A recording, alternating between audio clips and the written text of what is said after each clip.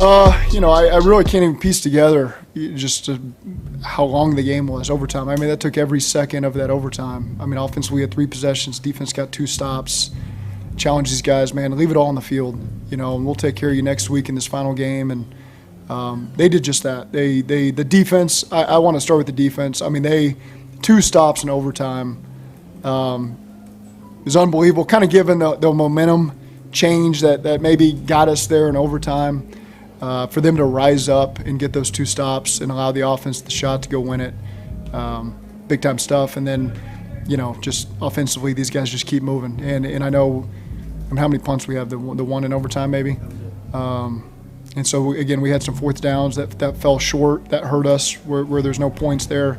But I thought overall we were pretty efficient. I know the sack number is going to be high for us because we dropped back and threw the ball quite a bit, because we were having so much success.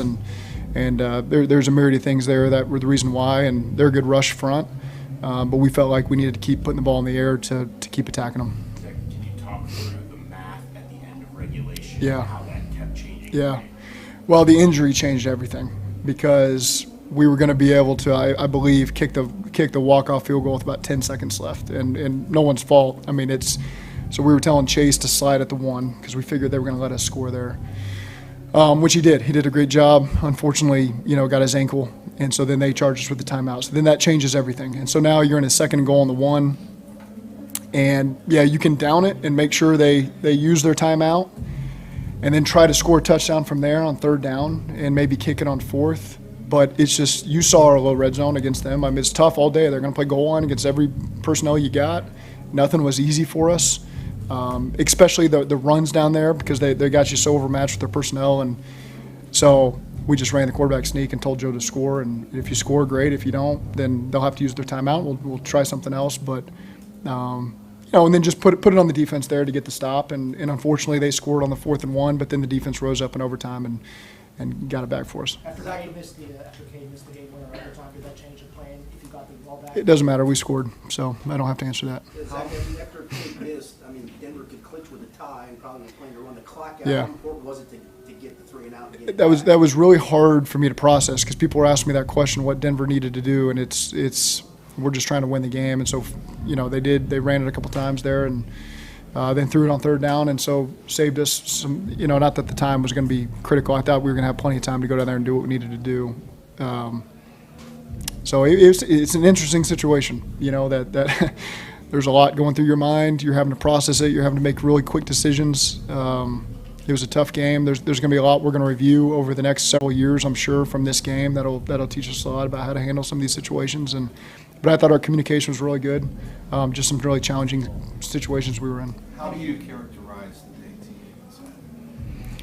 He's a warrior. He's fighting through a lot there and just keeps rolling out there and keeps winning these one-on-ones. And that game winner was a play we talked about, after one of the first couple red zone drives where it was tough. We were low red zone, and so let's just give T a one-on-one, on the same route Jamar scored on against Pittsburgh in the opener a couple years ago down here at the buzzer.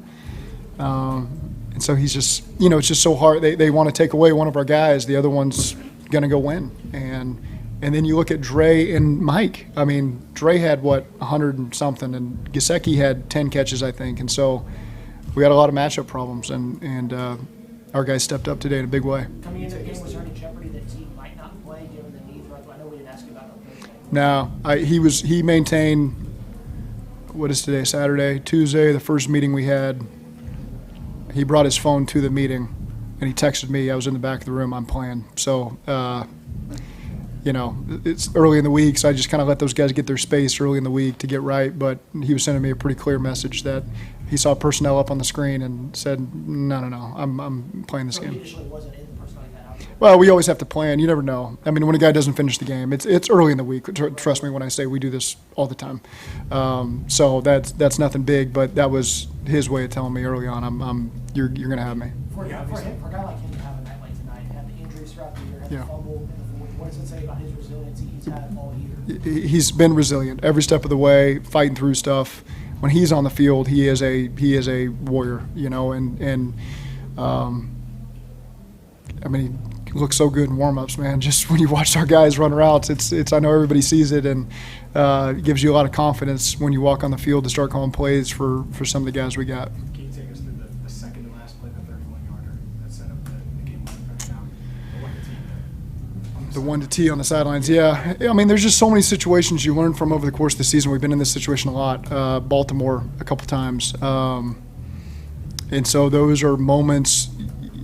There's been, okay, so we're beating them on slants, okay? Same thing against Baltimore. You go to the well one too many times, Marlon gets us, in one of those last ones. So you learn a lesson there, and, all right, we hit him on slants. Now we got to run by him, take a shot on a go route. And that's what T won on. I'm pretty sure that was we called that play a million times in this game, so I think that's what we did there. It might have been a conversion. I can't quite remember, but Joe trusted him to go make a play, and he did. It seems like you guys have been able to get a lot of production from Joseph Osai recently. You said Johnson getting a sack today. How much did you feel like those guys played an impact? Yeah, and it starts with practice. They practice really hard. I mean, they practice like it's the game, and so you feel confident that that's going to translate for them. And you just, I've said this before, I stand right behind the quarterback, the scout team quarterback, and I almost get hit on every single pass play because those guys are on a mission, I think, to make sure that they can affect the passer. And they've done a great job of that, especially recently. You talked about the short yardage and how tough that was. And what was it that was so tough going down there? And were you coming into this game with an idea of going for a lot of fourth downs, or is that just the way? A lot of those just fell in areas where you got to go for it. And one of the one we got stopped on the first drive was a fourth and pretty short inches. And so we're going for it. Unfortunately, we didn't get it. The little red zone inside the 3. In this situation, I was going for it. And so we went for it. It didn't work out for us. They do a good job. I mean, they got great coaches. They got good plans down there. They make things really hard. We had a really good red zone plan that I really believed in, that Riscotti and Pitch had done. It's a great plan. And it came up for, we had, I don't know how many little red zone plays we had in this game. It felt like 25 of them, and so we were just making it up. The last play is we just made it up, drew it up. And it's not hard for the guys to handle, but we're kind of off the menu at that point. And our guys are smart players and they can handle it. Zach, so many games this year came down to those moments, Yeah. and it always seemed to go Yeah, not your way. You're right. And this just felt different. Our team has some momentum right now.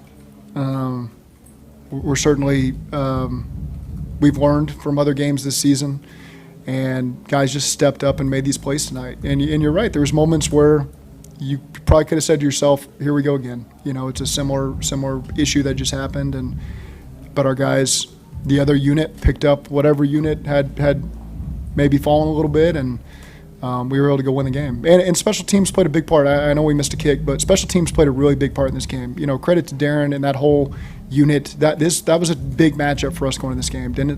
Denver's got a great unit, great returners. I thought our guys performed really well and gave us a great chance to have good field position and limit their field position as well. Any indication of the severity of Chase's ankle? I don't know. I just know it's ankle sprain. We'll see from there. Was there any consideration there to just taking 3 knees as opposed to having him slide at the 1? No. We were just going to keep running the ball and try to get what we could, and try to get down there. And again, there's going to be a lot we can talk about that. We felt good about our decision there just to get down to the 1. You're never assuming it's going to be an injury, of course. That's not what you're factoring in. You're trying to get as close as possible to keep all options on the table. Our math said there was going to be around 10 seconds to kick that walk off, and then, of course, the injury immediately changes everything. And so then you got to pivot and have a whole different conversation. Just 2 injury questions for you. Is Mims' injury one that you? We'll see. I don't know.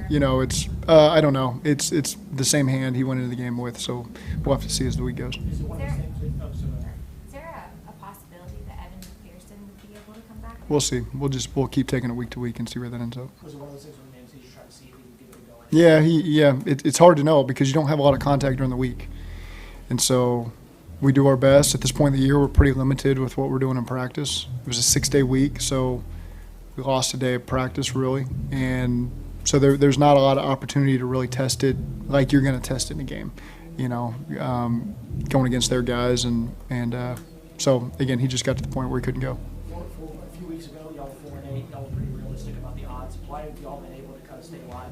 We've known we've had a good football team all along. And those games are disappointing that we came up short. But they didn't change our process. It didn't change what our guys believed in. We didn't have to change everything we did. We still believed in what we were doing. And now we've won 4 in a row, and we got to make it 5 in a row. Across the league, there's a lot of talk that it's a two-person race for the MVP between Josh Allen and Lamar Jackson, especially down the stretch with the way Joe Burrow's playing. Do you think he should be MVP? Yeah, I don't know that anybody can stand on a field and watch Joe Burrow and say he's not the best player in the world, you know, and then you can transfer that argument to Jamar Chase as well, you know, and you can argue those two to death. But the clearest thing I can say is I would not trade Joe Burrow for any player in the universe. And so, to me, that's MVP to me. Lapham here, and every day I am grateful for my experience to have played professional football. As a player, I realize self-motivation, leadership, and appreciating your teammates are key. At First Star Logistics, you can use those same attributes to create the life you want for you and your family. Build your future by working hard like I did. You'll see results both on and off the field. Call First Star Logistics today and be part of our winning team. Opportunity knocking.